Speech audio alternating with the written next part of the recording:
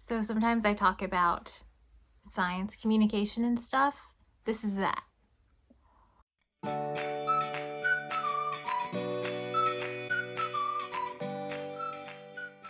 Gell-Mann amnesia as a concept was discussed by Michael Crichton, the author of Jurassic Park and tons of other stuff. He also directed the first Westworld movie from the 70s. That's pretty cool. He needs his mama.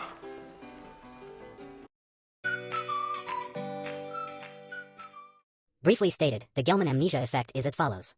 You open the newspaper to an article on some subject you know well. In Murray's case, physics. In mine, show business. You read the article and see the journalist has absolutely no understanding of either the facts or the issues. Often, the article is so wrong it actually presents the story backward, reversing cause and effect. I call these the wet streets cause rain stories. Papers full of them. In any case, you read with exasperation or amusement the multiple errors in a story. And then turn the page to national or international affairs, and read as if the rest of the newspaper was somehow more accurate about Palestine than the baloney you just read. You turn the page, and forget what you know. Since I am a scientist, I know how articles about physics are written and how bad they are, so I think I can just apply that to everywhere in my life. But I find that I have a problem remembering my Gell-Mann amnesia when the authors are anonymous. I find myself falling for Gell-Mann amnesia on Reddit. I use Reddit as or I did use Reddit, thanks a lot,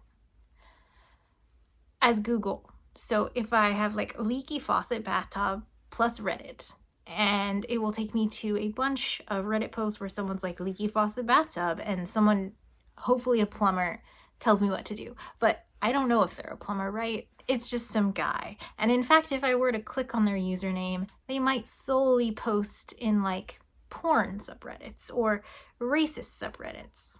I don't know who they are. I just believe them right away. I'm just like, this guy is a plumber. He's talking about plumbing. He knows what he's doing. On the home improvement subreddit, sometimes someone will post these beautiful pictures where they're like, I took down this wall and opened up the room. Look at it. And the flooring looks gorgeous. They took down the wall. It's open. It's bright. And I'm like, wow, these people know what they're doing. I wish I knew how to take down a wall. And then the top comment will be like, hey, structural engineer here. You're going to want to put up some 2x4s to support that while you call a structural engineer. It's probably not too safe to live there anymore. Here's the 4 ways I know that was a load-bearing wall. I rapidly go from believing that the guy who shows me the pictures is a general contractor who knows exactly what he's doing and oh my gosh, it looks beautiful, to immediately thinking, okay, that guy is an idiot. The top comment, probably definitely a structural engineer, definitely knows what he's doing, and that guy's dumb. And now I feel smart because I'm smart too, and I know what a load-bearing wall is now. And you can't trust anything on Reddit. Why do I fall for that every single time? I would be showing you some examples, but I can't do that. Can't do that, can I?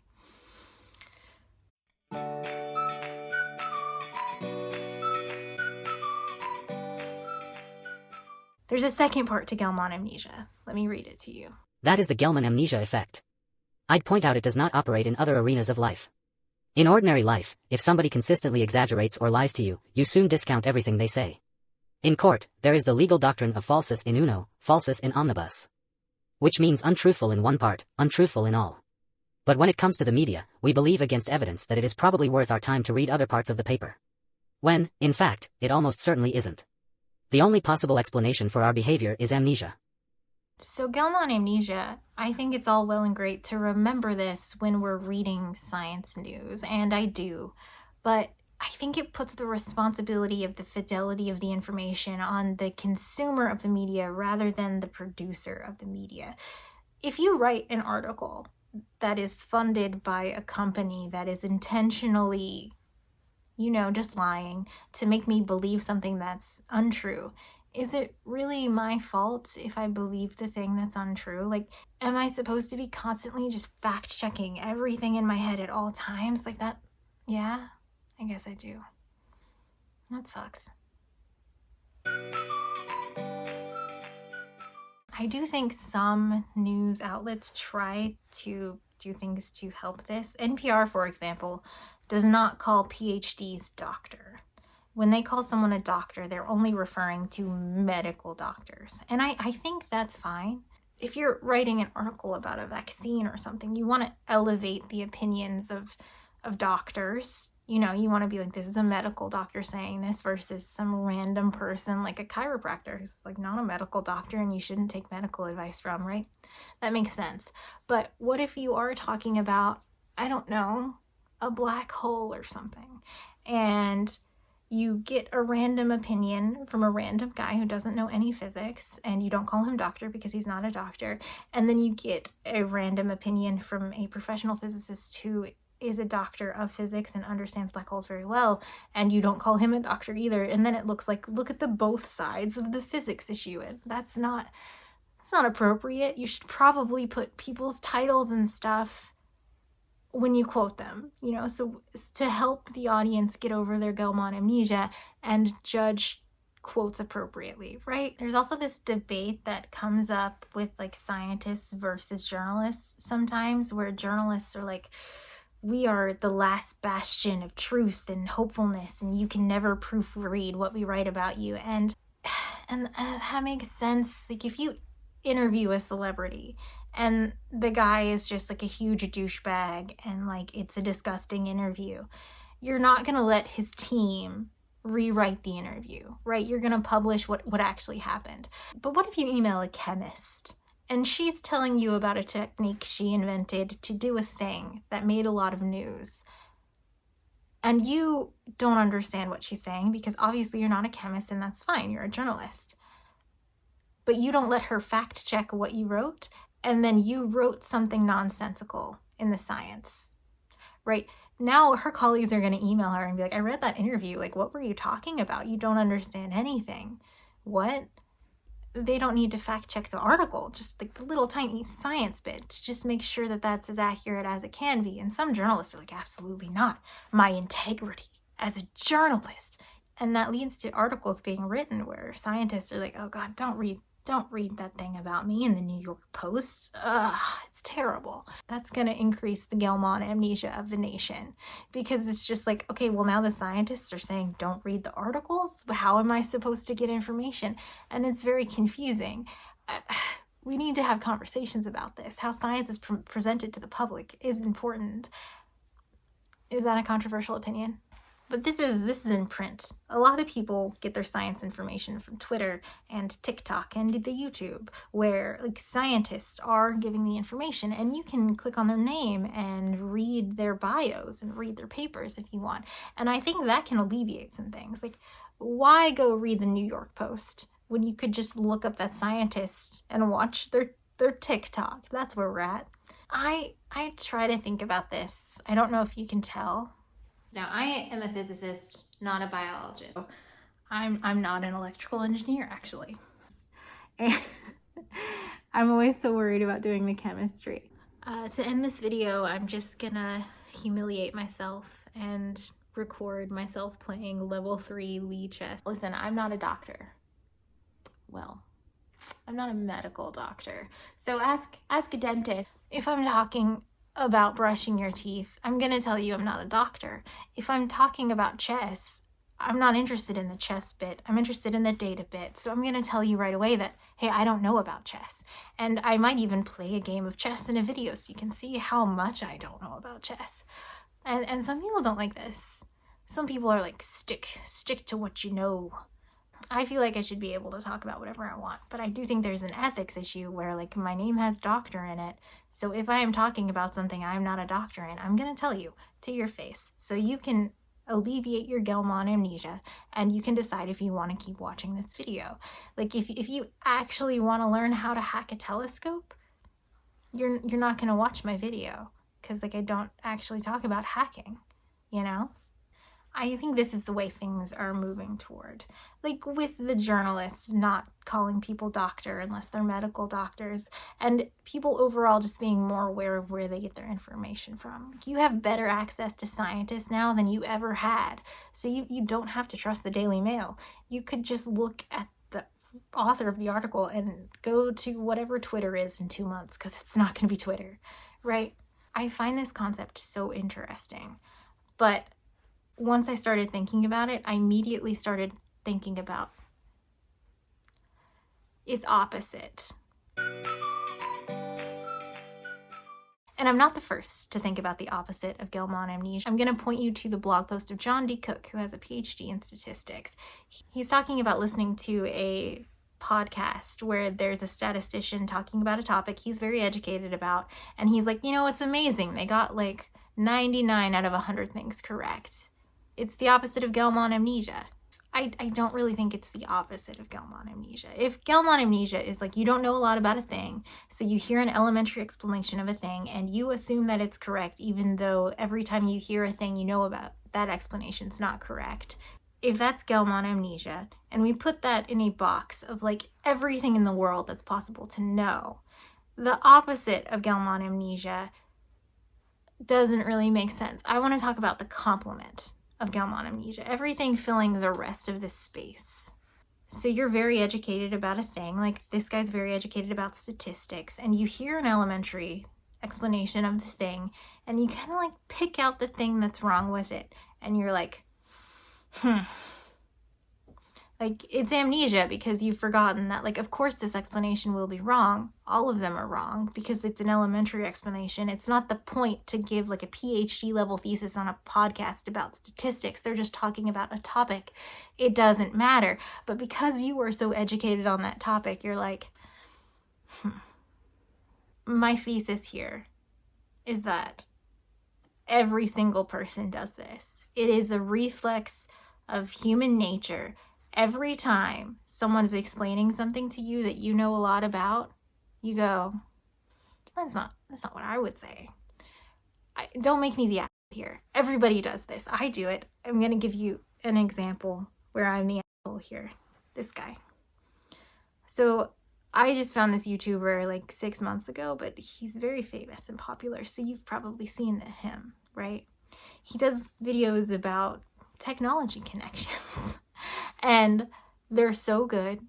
Like, it's Friday night, glass of wine. Hell yeah, I want to watch a 45-minute video about dehumidifiers or rice cookers or solar panels or whatever. But occasionally, occasionally, he's great. Again, this is my fault. This guy's great. It's fine. Great. Occasionally, he will say something about like, oh, this is how magnetic fields do the thing.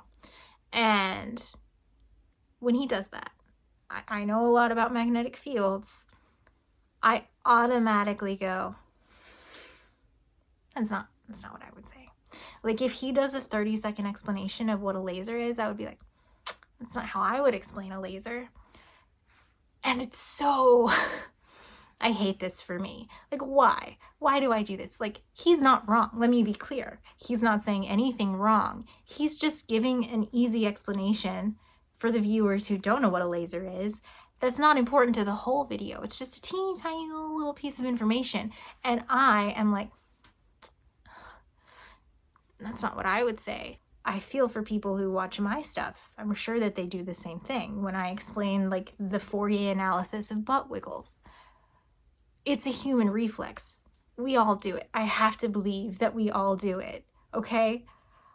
I'm gonna call it man-Gell amnesia. It's the complement to Gell-Mann amnesia in the mathematical sense. I just think this is so funny. Like, we have our Gell-Mann amnesia where we're watching and learning about a new thing, like a tiny little 7-minute YouTube video where we learn about something we have no idea about, and we're just like, yay, it's so great. But the second that same person starts talking about something we know, we're like,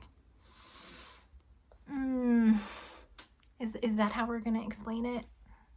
That's not what I would say. It's very funny to me. I'm going to give you another example because it's not just science. It's all of human knowledge. Say 10,000 people watch this video. Probably like 3 or 5 of them are into Warhammer 40K. I am not into Warhammer 40K, but I am interested into it. It's on my list of things to explore. I don't know anything about it. It's a board game, which I love. It's got a fantasy element. I think I read like a novelization of some lore when I was like 11 years old, but I don't remember it at all. And I also find the arts and crafts element like very whimsical. Like it's on my list of things that I would be interested to learn about, but it just seems daunting because it's huge. Okay, if I asked all 10,000 people who watch this, like, hey, if you know anything about Warhammer 40K, could you just leave me like a 1-paragraph explanation? I am asking this. I am interested. But only the first person. So someone would watch, they would write their little paragraph, and then the next person would get to this point and they'd be like, I know about Warhammer 40K. And they would scroll down and they would want to type their comment, but then they would see the pinned comment where someone had written about Warhammer 40K, and they would be like, that's not what I would say. And they would leave another comment. They couldn't help themselves. Me too. Yeah, and replace Warhammer 40K with rock climbing or making Mediterranean food or playing violin. Like, it's just a compulsion. Don't make me the jerk here. All of us do this, right? This is a thing. All of us just feel compelled to be like, I know the thing. I can talk about it. Let me talk about the thing. And I think it's funny. It's not bad. It's funny. I think it's a charming little human quirk. In 2002, journalist Malcolm Gladwell wrote an article about these finance guys, but they weren't regular finance guys. They had PhDs in statistics, so they could math it, and all the other guys were just guessing. Haha. Also, that article was written in 2002, so shout out to all the people who, when I was getting my PhD in like the 2015s to 2020 area, people were like, oh, you can just get a job in finance after. Like, why would they hire me to do finance? People have been getting PhDs in finance for 20 years. It doesn't make sense. Make it make sense why you would tell me that like it's career advice. If I wanted to work in finance, I would have to get a PhD in finance. It's fine. In 2009, Malcolm Gladwell took a bunch of articles he wrote and shoved them into a book. And in 2009, Steven Pinker, also an author of popular science, books, wrote a review of Malcolm Gladwell books where he said this. I'm going to read it to you. I'm going to try to read it to you. An eclectic essayist is necessarily a dilettante, which is not itself a bad thing, but Gladwell frequently holds forth about statistics and psychology, and his lack of technical grounding in these subjects can be jarring. He provides misleading definitions of homology, sagittal plane, and power law, and quotes an expert speaking about an eigenvalue. That's eigenvalue, a basic concept of linear algebra. In the spirit of Gladwell, who likes to give portentous names to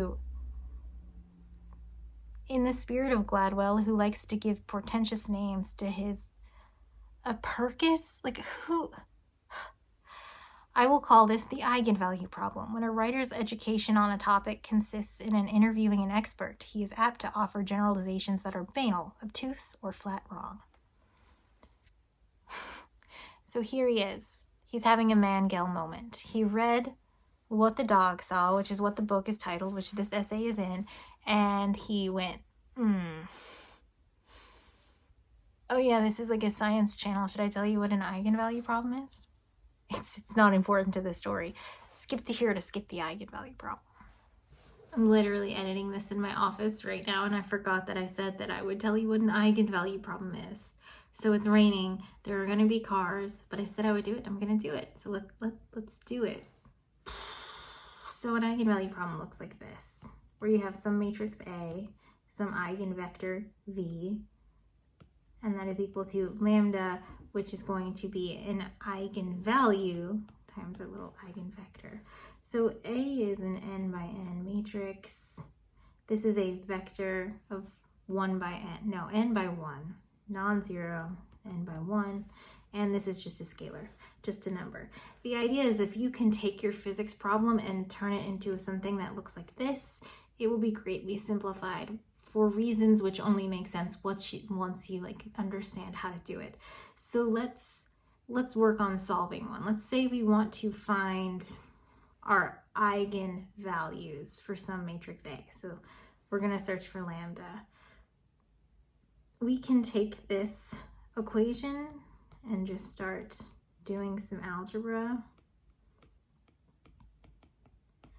Here I'm going to multiply this whole thing times an identity matrix of n by n. An identity matrix is just something that looks like this, where all along the diagonal are ones. It's just like multiplying by 1. So what that looks like is this. And we can simplify this further, right? Because we've got two eigenvectors right there. So you get A minus lambda dot I dot V equals 0. Now, one solution to this problem is, of course, that our eigenvector is just equal to 0, but that's not the interesting solution, and that's not the one you're going to look for. So instead, what we get, I am going to forget those little hats. That's a problem for me, is this. And this is called something. I think it's called the characteristic equation of matrix A. And we can use this to solve for our eigenvalues. So you go from eigenvalues lambda to eigenvectors. Just B. Okay. So we can't do that until we have a matrix. So let's just set up a very simple problem, a little 2 by 2 matrix. Sorry. Okay. Sorry for the cars, that's terrible. Okay, so to make this spicy, let's just add some negative signs to make it more fun. So our characteristic equation for matrix A becomes this, where you have your matrix minus our eigenvalue, which we don't know yet, times a 2 by 2 identity matrix. So we get 0, 1, minus 2, minus 3, minus lambda 0, 0, lambda equals 0.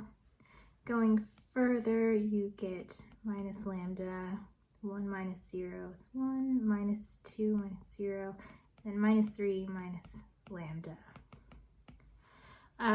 We can take the determinant of this matrix, which is just going this times this minus this times this. That's going to look great. So minus 3 minus lambda minus r1 times minus 2 equals 0. Again, we're solving for lambda, so we'll just do some algebra. So you get 3 lambda plus lambda squared minus plus 2. And if I rearrange this, this probably looks like something you really remember doing in, oh God, if you're not American, like 5th grade, but if you're American, like 10th grade. And we can just reverse FOIL. I don't know, they call this something, right? You get lambda plus 1 times lambda plus 2 is equal to 0. So this means we have two eigenvalues. Lambda 1 is minus 1, and lambda 2 is minus 2. Okay, so these are our eigenvalues of matrix A. We can use these to find the eigenvectors. Now that you know there's going to be two eigenvectors because we have two eigenvalues. So let's look for our first eigenvector, which will be associated with our first eigenvalue, which is minus 1. Okay, so you have A dot 1 equals, remember this is the equation we started with, and then we did this.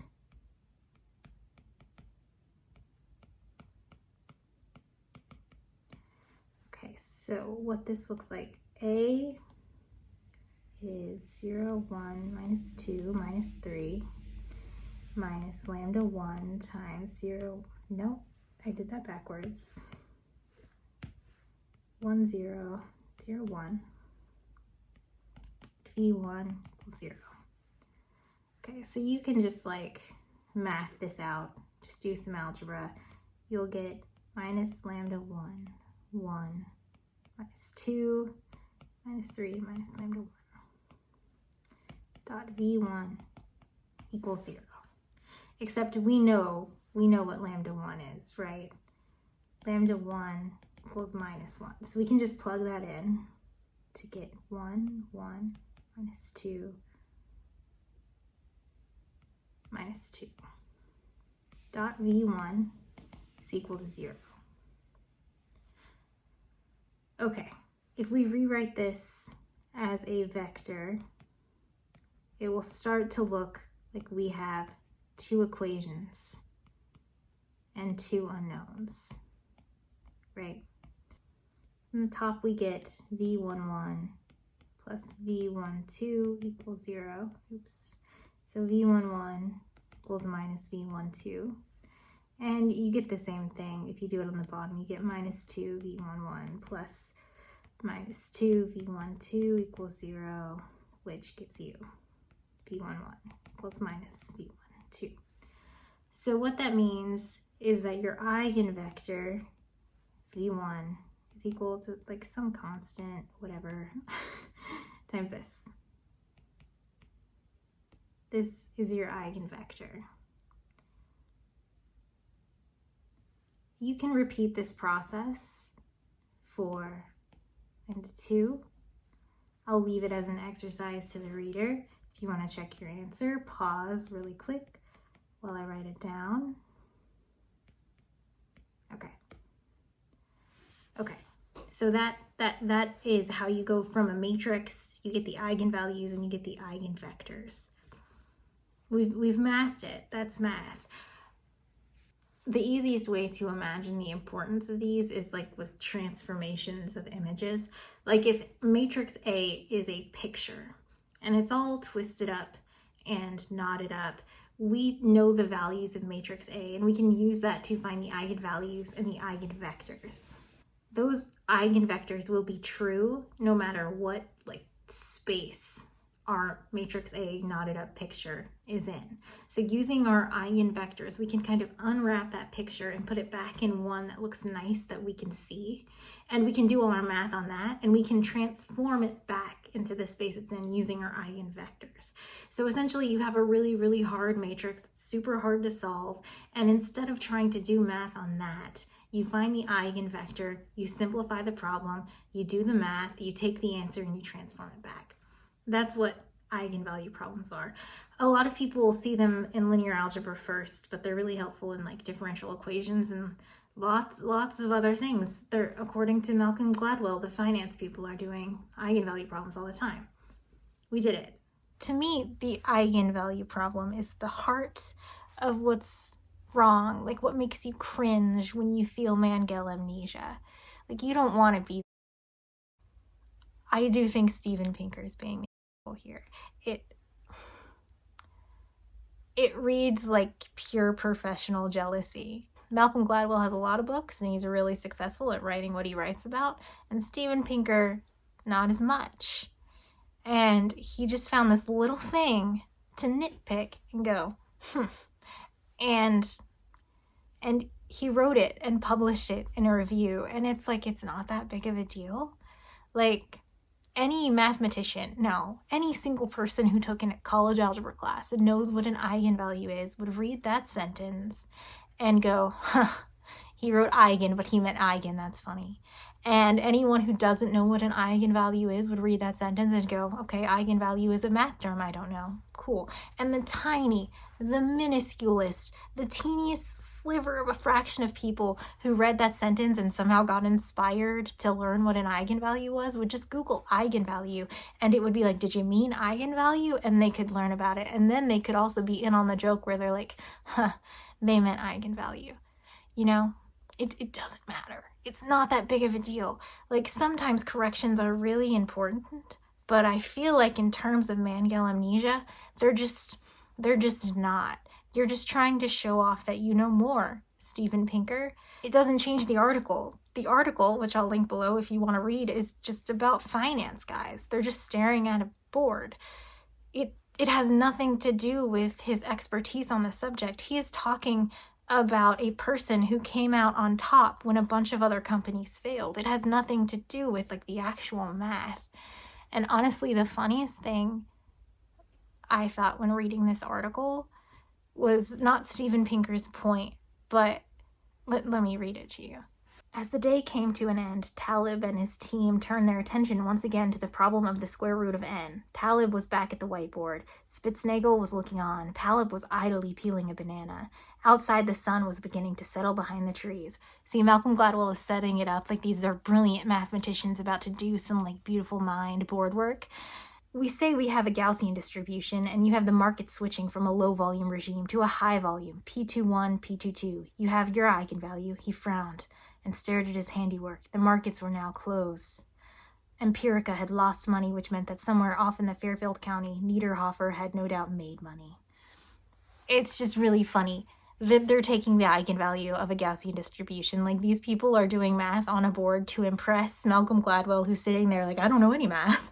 And they're just, I mean, let's go back to our friend John D. Cook from the original blog post talking about the opposite of Gell-Mann Amnesia, which we're calling Gell Amnesia now. I'm sorry, we've co-opted it, John D. Cook. And he does this exact thing in like 20 lines of Python. Like, it's not complicated math. It's very funny to me that they were trying to impress Malcolm Gladwell on the board, but like, everyone can read it and know that they were just doing something basic to seem impressive. It's very funny. It's very funny. Why didn't you talk about that, Steven Pinker? You're just making fun of him for accidentally saying eigenvalue. It doesn't change anything about the article. It doesn't change the story. It doesn't change the point of the story. It's so unnecessary to correct this.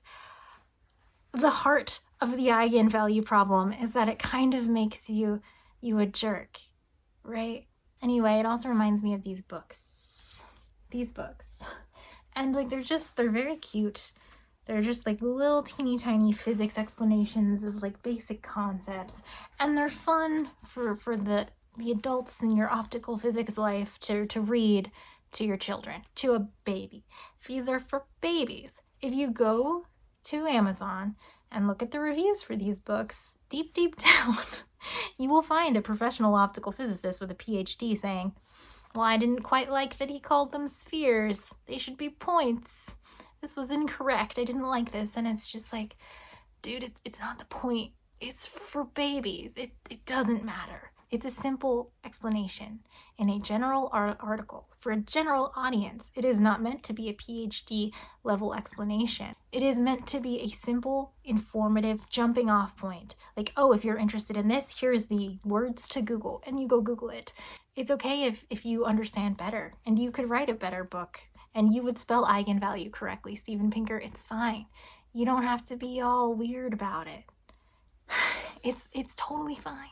Like, we recognize Gell-Mann Amnesia, which means we write articles that are simple and can be explained to the average person. And we also recognize Gell-Mann Amnesia, which means if we know a lot about a topic, we probably shouldn't read the simple article because we're going to find fault with it. And we're going to go, but you don't have to be all Steven Pinker about it. It's not that serious. It's a book for babies. It's an article for the general public who does not know the difference between nuclear fission and nuclear fusion. It's fine if you're smarter than that. Congratulations. You don't have to make a big Pinker style stink about it, okay?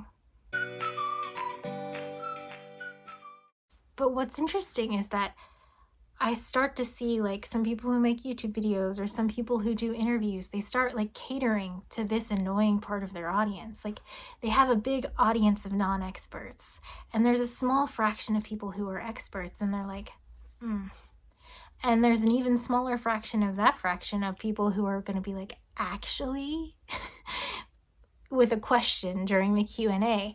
And when you're writing something, you start thinking about your audience and then you kind of just zoom in on the negative Nancys, the Steven Pinkers, and you start writing for them. Like, you write a sentence and then you proofread it thinking about how they would respond to it. So there's a My Little Pony expert on the internet and she made a video about BronyCons. And I am not a My Little Pony expert. So I watched the video as this guy. Like, I know of My Little Pony. I watched it when it came out. It holds up. It's a fun little show, but I don't know anything about like the brony situation. So I watched her video with great interest. And there is a moment in this video, I'll just clip it. What I'm saying is that BronyCon in June of 2012 was essentially the first BronyCon. It was the first actual con, but I knew if I didn't say any of that other stuff, all these bronies would be in the comments like, actually, that wasn't the first BronyCon, and they would call me a fake fan of BronyCon. She spent all this time making this wonderful video, and she had to add a portion that she didn't think she had to add. I mean, I'm happy she added it. I'd watch as many hours as she'd make. But she had to address the eigenvalue problem, because if she didn't, there would be people who'd be like, well, she's not actually an expert because she doesn't know about the actual first and it's like, it's very silly. Steven Pinker Shit on Malcolm Gladwell for like naming things, and so he called this the Eigen Value problem, and I am renaming it in this video. I don't know if you've noticed. The Eigen Value problem is now a result of Gell-Mann Amnesia, which I also named because I like doing that, Steven Pinker. I think it's fun. The Gell problem causes people to see things they're an expert on and go, the Eigen Value problem causes a certain fraction of those people to be a dick about it and try to prove their expertise when it's totally unnecessary and not needed. I'm gonna do a super meta thing and interrupt my video where I talk about the Eigen Value problem to fall victim to the people who are afraid of the Eigen Value problem happening, and so they over-explain their point. I'm not saying that people who make corrections are being annoying. I'm going to think of an example from my own video. So in my glass video, I hold up a lens and I'm like, this is a concave lens. And someone in the comments was like, that is a biconcave lens. That is not an eigenvalue problem. That's a correction, right? It's a little helpful piece of information. That's fine. I'm talking more about, like, if I did a video on how planes fly and I drew a little force diagram and I was like, so gravity's pulling you down. And then someone in the comments is like, actually, that's not how gravity works. Gravity doesn't pull you down.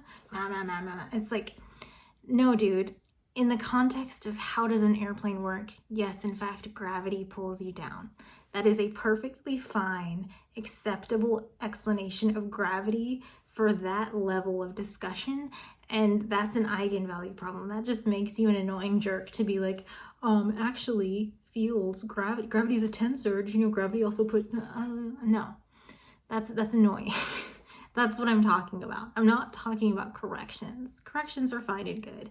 I'm talking about an explanation that is purposefully done at like a lower level, and then people are like, yeah, okay, I'm gonna get out of my own video now. Anyway, this whole video was a tangent. What if you're a science communicator and you say, screw the eigenvalue problem. I'm not going to listen to the experts anymore. I'm a physicist. I don't care what the other physicists say. And what if you're nefarious and you take advantage of Gell-Mann amnesia and you're like, people are not experts in a lot of things. I can just pretend to be an expert. Oh, wait. It's not Gell-Mann amnesia, it's Gell-Mann recollection, the inverse of Gell-Mann amnesia. That's right, Steven Pinker. I've done it again, I've named a thing.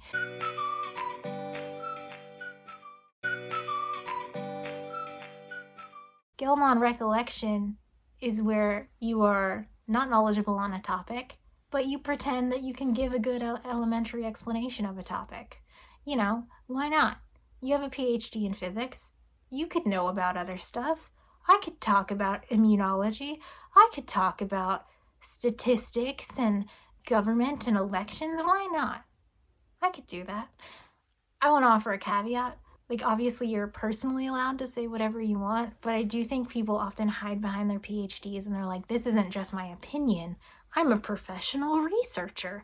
I can talk on this topic, and I think that's bad, which you might notice again, because in my videos I say, like, I'm not a doctor all the time. Okay. I recently did a video about string theory, and I mostly talked about how I was annoyed with Brian Greene. Apparently, my video popped up for like 1% of people who watched a Joe Rogan interview with Michio Kaku as like a recommendation, which YouTube, I'm not going for the Joe Rogan audience. I mean, it's fine. Watch whatever you want to watch. It's fine. It's fine. But people commented on my video, like, you didn't really talk a lot about Michio Kaku. And that's because Michio Kaku is dead to me, actually. It's not that serious. So, I know two things about Michio Kaku. First is that when he was in high school, he built a particle accelerator in his parents' garage. I think that's very cool. The second thing I know about Michio Kaku is in 2018, he did this. So what causes hurricanes like Harvey to form in the first place? Here with some answers is Michio Kaku. So this is the day after Hurricane Harvey. Do you remember Hurricane Harvey? Harvey made landfall along the Texas coast around 10 p.m. on August 25th as a Category 4 hurricane and brought devastating impacts. Michio Kaku is on the news the next day delivering this. Kaku, a CBS News science contributor and City University of New York physics professor. And it could cause massive flooding, and then watch out. And so the agony has just begun with this hurricane of the decade. Michio Kaku, professional physicist, is on the news 10 hours after a hurricane kills 100 people, delivering this. Michio, let's talk about the science behind hurricanes. How actually do they form? Well, believe it or not, a hurricane is sort of like a bowling ball. But watch out. If it goes back into the water, it can get re-energized and the nightmare starts all over again. Michio Kaku, not actually, he's just a physicist. Why? I don't know how to explain. I watched this the day of, and it just made me so angry. I've never forgotten it. Like, there are so many failures here.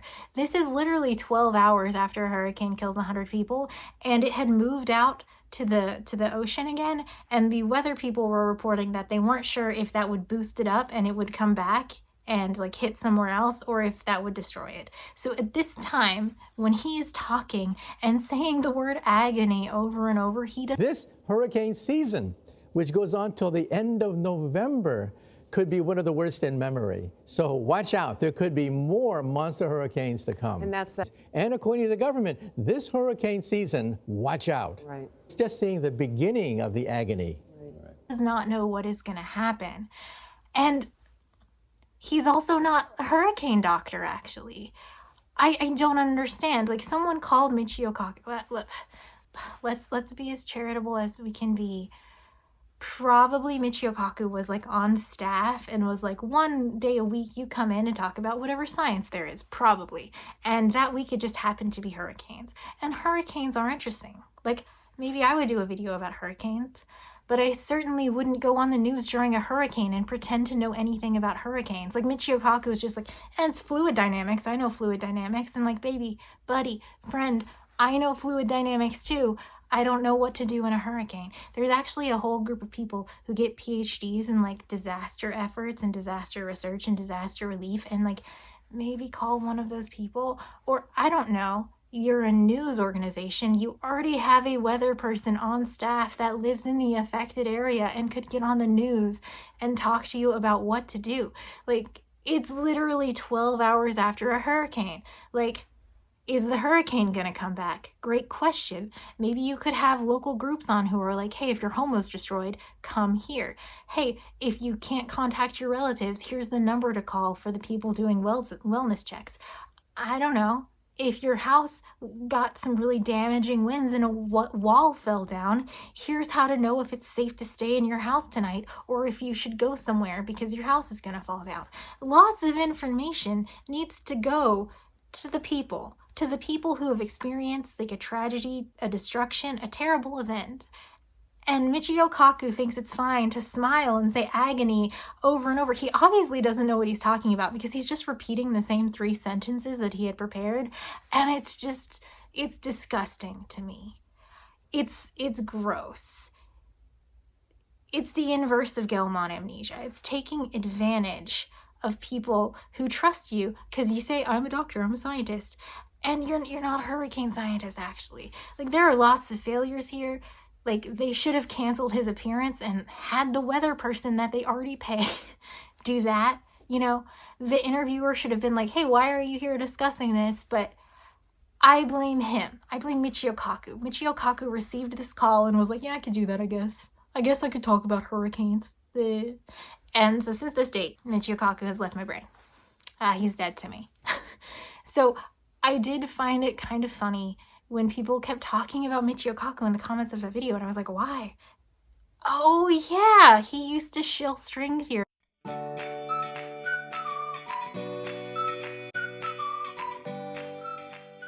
before he started shilling quantum computers.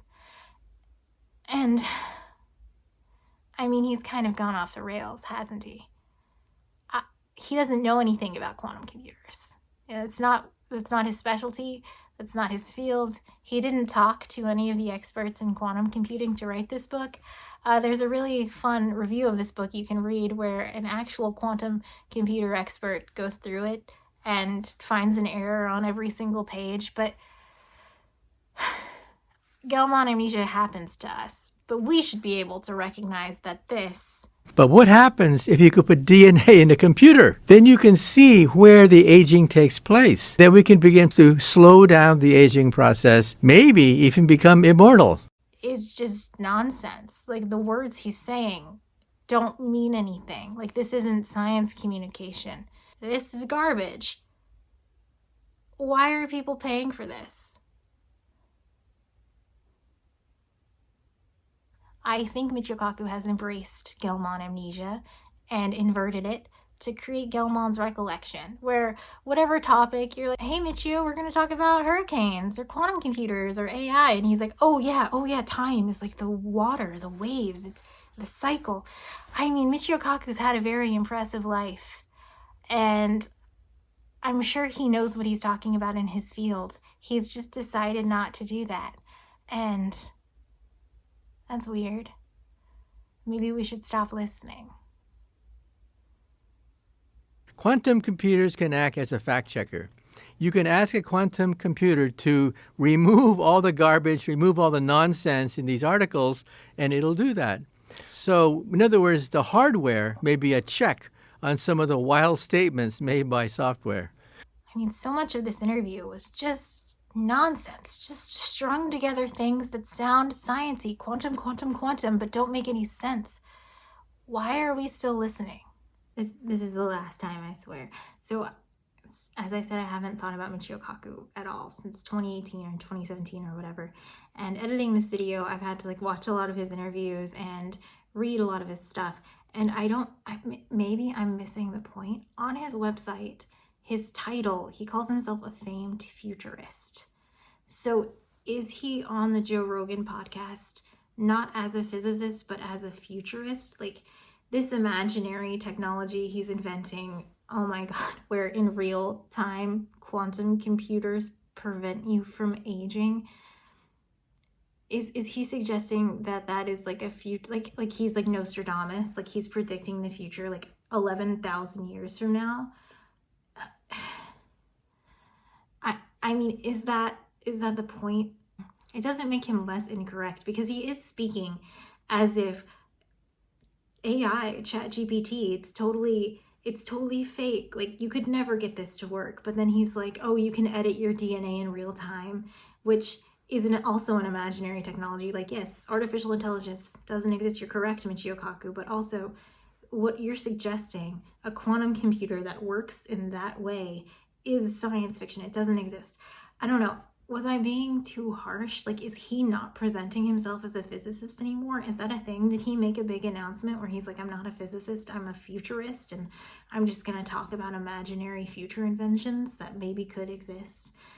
Do you remember those catalogs from they're like the world of 2007? Is that what he's doing? Is that his job now?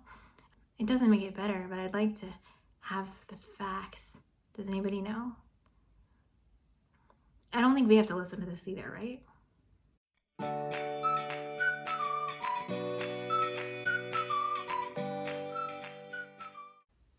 So the idea that this guy says he's planes.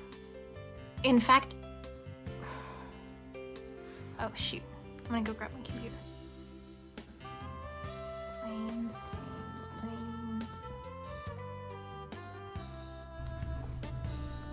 There's a plane going, so you know that I'm just talking to you, Angela. I think there's a plane though, so I'm gonna wait it out, even though it's like 20 seconds.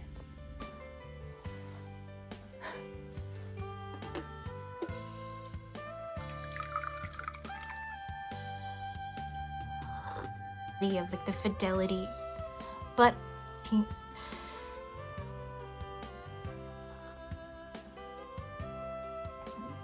there's and that increases. That's going to increase the Gell-Mann, and I think this is